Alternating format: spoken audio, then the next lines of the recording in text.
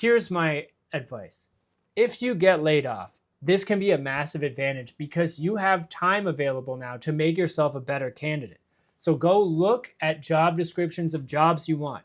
See what skills they're asking for people to have, and then go study those topics. Yeah. Get your LinkedIn Learning or Coursera, wherever you want to go. We have no alliances yet, unless we get a sponsor. And then study those. Get some certificates. Get those skill sets. Add them to your resume. You're ready to talk about them in interviews, and you are going to come through so much stronger than you were before the layoff that you'll feel like it was an advantage. Welcome to Next Job Now, the podcast where we help you get your next job right now.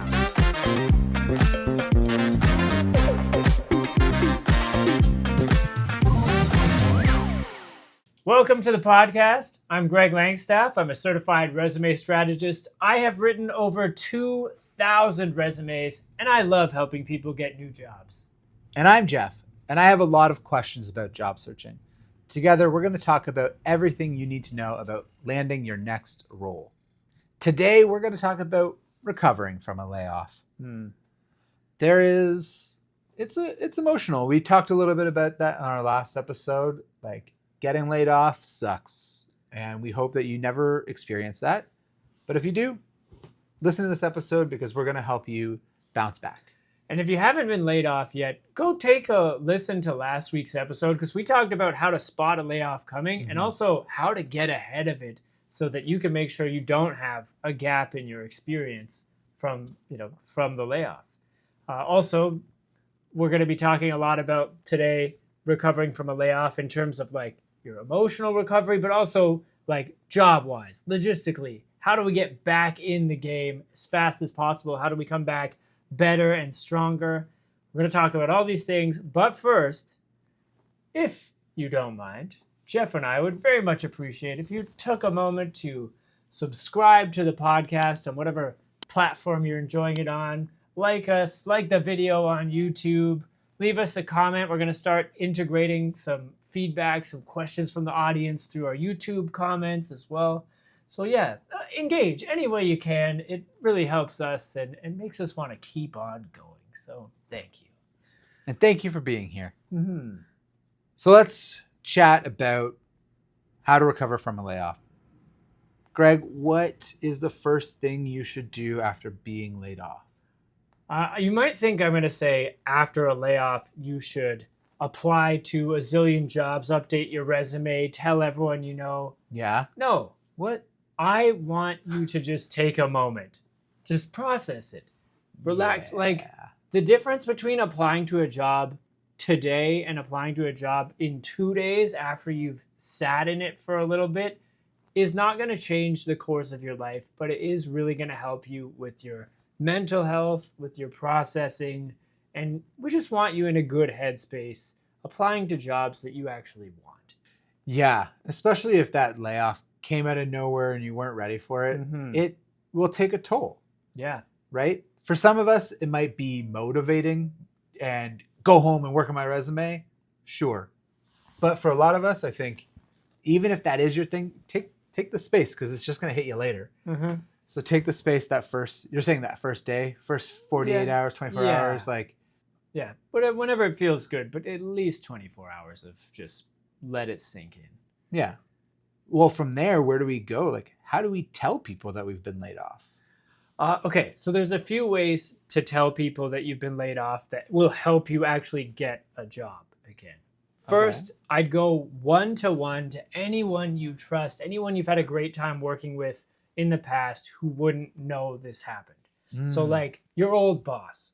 If I got laid off for some reason, I would go back to each of my old bosses who I liked. And I'm lucky because I've liked all my bosses. I was going to say, you had some good bosses. I have. I really have. Yeah, I would go to them first, or colleagues you've enjoyed working with, past clients, and just let them know, hey, this happened. I've been laid off. I will probably start job searching soon. Please let me know if anything comes up in your organization, on your team, or if you know of anyone, because I know you know what I bring to the table. and you would be able to put in a good word for me at a place where you feel like I would be a good fit. Mm-hmm. Those like that closest inner circle of allies, one-to-one, I would let them know first. Then there is also a phase where you would tell everyone that you were laid off. This is typically a social media broadcast. A LinkedIn post. Yeah. I'd hit LinkedIn. I'd hit your Instagram story if you're an Instagram user. Yeah. And in that, how we craft that message is so important because you could tank your entire career if you tell people about your layoff the wrong way. If you say, I was just laid off, I was blindsided, how dare they? Yeah. No one is going to want to hire you after that kind of a backlash, unprofessional behavior. But if you come in and say, I'm so sad to announce that after X great years at this company, they have made the difficult decision to downsize their team, and I was affected during this change. I am now taking some time to recover, regroup, and if anyone knows of any position you think I would be a good fit for, I'm definitely interested in speaking more about that. Please don't hesitate to reach out. That's a nice message. Yeah, if you let your emotions drive your response, sometimes you're going to be job searching longer. Yes, and no one's like, and that's going to taint everyone's impression of you. So handle it with grace, even if they were very, very like uncool about it and they did blindside you and all that stuff, kind of like what happened to you. Yeah. After you cut your budget 40% for them and then they fired you anyway. Yeah. It hurts. And like, I think that my next question is, how do I bounce back emotionally and professionally?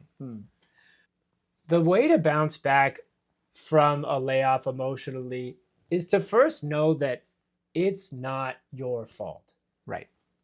Getting laid off is a failing of your company, not a failing of you. Mm-hmm. If they were making enough money to keep your position on, they would. If they had strategically made a mistake in creating your position, they shouldn't have done so. Like, both of those things are their fault.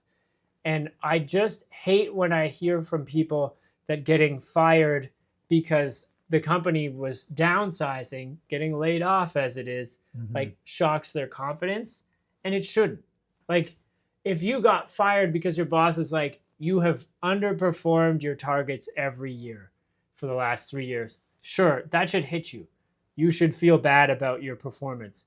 But if you get laid off because the industry is just disappearing, which is often the case, or your company was bought by an external company that just wanted to keep their people, that's not your fault, and you should not feel bad at all. Yeah, that's reassuring, right? I think we get so caught up in being frustrated of losing our job and the worry, right? Like, we are all human and we have lives that we need. We have houses, we have rent, we have food. So being employed is really important.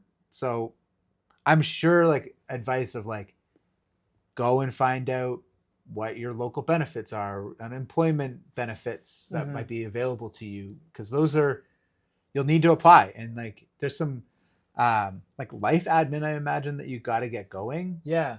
We covered that actually a lot in the Layoff first aid kit that you created, Jeff. Yeah, we created, but you did most of the work on that. Oh. You did. So Jeff and I co-created, but he did all the work, a Layoff first aid kit, which covers like, the administrative pieces, like what do you need to do to make sure you're getting your unemployment, get your insurance squared away, and then stop making student loan payments if you're eligible. Like, there's a bunch of save money. There's a bunch of stuff to do. And then like, we also talked about the networking. We've got like word for word scripts for networking and getting your resume like fired up to date, ready to go. That's all in our Layoff first aid kit, which is on my website, greglangstaff.com, and it's free. It's 100% free. And it's totally free. Like, we made this resource because we wanted to help people who experienced the layoff. Yeah. Right? In there are scripts, email templates, how to tell your community that you've lost your job. Like, because the emotional labor of a lot of this life admin and then telling people and then like coming up with what to say, we have taken care of that. Mm-hmm. So download this resource, send it to a friend who recently lost their job. It's called the Layoff First Aid Kit, and we're really proud of it. Yeah, it's here to help. Ton of resources. Mm-hmm. But I think this is where I get upset. This is what a lot of people say. It looks pretty bad on your resume if you get laid off. No, it doesn't. It does not look bad on your resume if you get laid off. Agreed. I don't know why everyone's so upset. Why? What do they mean? Okay, so I think people carry this weight of like, I should have saved my position by doing better. But it's so rarely is that the case. If you get laid off on your resume and you want to say that, go for it. Like, you can have your little overview of, recruited by this large footwear apparel manufacturer and held responsibility for strategic planning and manufacturing and supply chain. And then your little overview ends with like, position was terminated during a layoff in 2024. Like, that just explains away any reason they would have been worried about why you left that role. Now, you don't have to say you got laid off in your resume. Only reason I would do this is if you have a few short stints in a row. If you were here for 6 months, here for 3 months, here for 8 months, and you can't seem to string together like a year plus anywhere because you keep getting laid off, I would explain that in the resume just with like a phrase like that.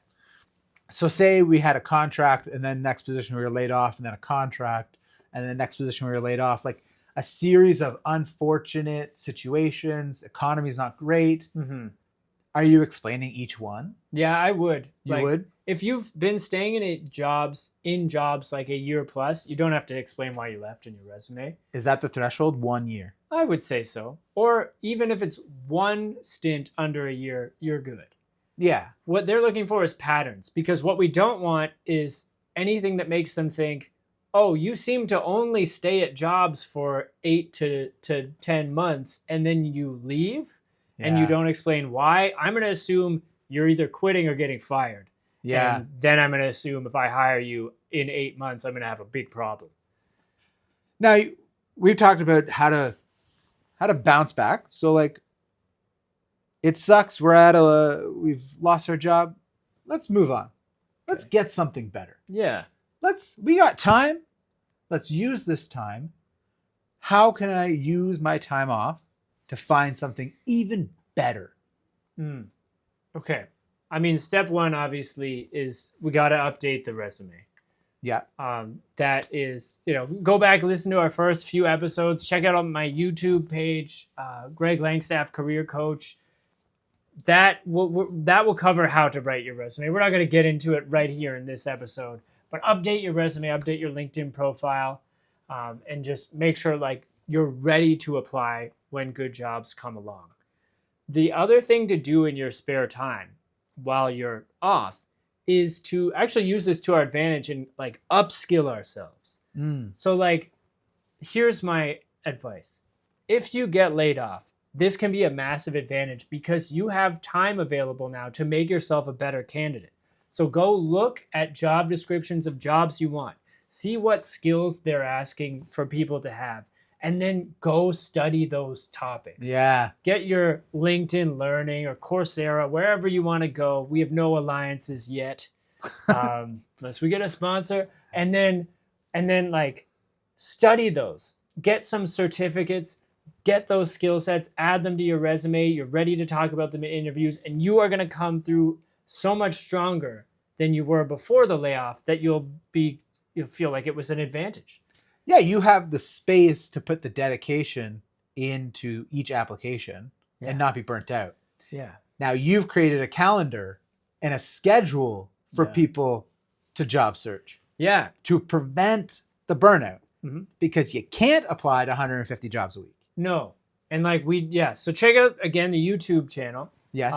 We built like a schedule for someone who's unemployed and has all day to job search, because I know from when I've been unemployed 10 years ago that like if you have all day to apply for jobs, that means some days you're going to apply to a zillion jobs, and some days you're going to feel like garbage. You're just going to sit on the couch getting bored of your same video games over and over again, and just feeling like you don't have a purpose in life. So what we did is we created a schedule that like defines like, when should you be working on your resume, your LinkedIn? When should we be upskilling ourselves through, study? When should we be applying to jobs? And when should we be kind of networking and using the relationships we have? And like in setting up a nice schedule for yourself like that through the week, you then are also free to enjoy all your spare time. Yeah. Because like, I don't know if you feel this way, because we both had like some stints of being unemployed. After it's over, your time unemployed feels like such a blip, whereas it might have felt like eternity while it was happening. And I feel that it was a huge wasted opportunity to just enjoy a little bit of relaxation for once in my life. And I wish I had done that. Well, let's end with something a little bit more fun. Okay. This is our unusual interview where we ask each other questions that we hope you don't get asked in an interview. This one's connected to our topic today. What is one hobby or random thing that you got into during your 5 months unemployed? I was also dealing with like a physical ailment at the time. I had what happened was I had like some brutal whiplash from a flag football game, but I thought I had a concussion. So I was not doing any sports at the time because I thought that would make it worse. I got really into walking up and down the mountainside. And because I was shipped away to the Appalachians. Yeah, okay. I was like, that's a beautiful space. That's a beautiful space. It was nice. A little out of my element. But that's the only thing that kind of kept me going. Because again, my girlfriend would get up and leave at 8 a.m. to go to work and come back at like 5:30. And I didn't have a car. There wasn't civilization around us. I was just there alone. Yeah. So nature and walking kind of helped. Nice. Yeah. I like that. Thank you. It's a healthy hobby to get into. Yeah. Yeah. Jeff, I have a completely unrelated question for you. Yeah, perfect. Unusual interview question. You told me not but 5 hours ago that essentially listening to a movie or television show with the speakers ingrained in your TV was absolutely unacceptable. It is unacceptable. First question, do you know that that's a very rare opinion? And second question, explain yourself. It is certainly not a rare opinion. And this video is about to go viral with everyone in the comments telling you that you're wrong, because listening to a TV show or a fantastic film on a nice big screen television while the audio sounds like you're listening through a tin can is disrespectful. I don't think my nice TV has tin can audio. I think it's pretty much fine. Your TV's audio is garbage compared to just get $100 soundbar. Your TV speakers suck. I will not listen to built-in speakers. And I love my friends who have their televisions at their homes with their built-in speakers and they don't have soundbars. And we can hang out, but we don't need to watch movies together. We can do other activities. All right. Come over to my house if you want to watch a movie. All right. Well, I had to give you the chance to talk about it. Thanks for coming, everyone. Jeff and I are going to watch a movie. No, we're not. I will not watch a movie here. All right. What are we doing next week? Oh, thanks so much for listening. I hope this episode helped you, and I hope you land an amazing role. Please like, follow, and subscribe to our podcast, and leave a comment. Tell us how great we're doing. Don't forget to please grab Greg's Layoff First Aid Kit for free at greglangstaff.com. Join us next week where we talk about gaps on your resume and how to talk about those gaps during the interview. See you next week.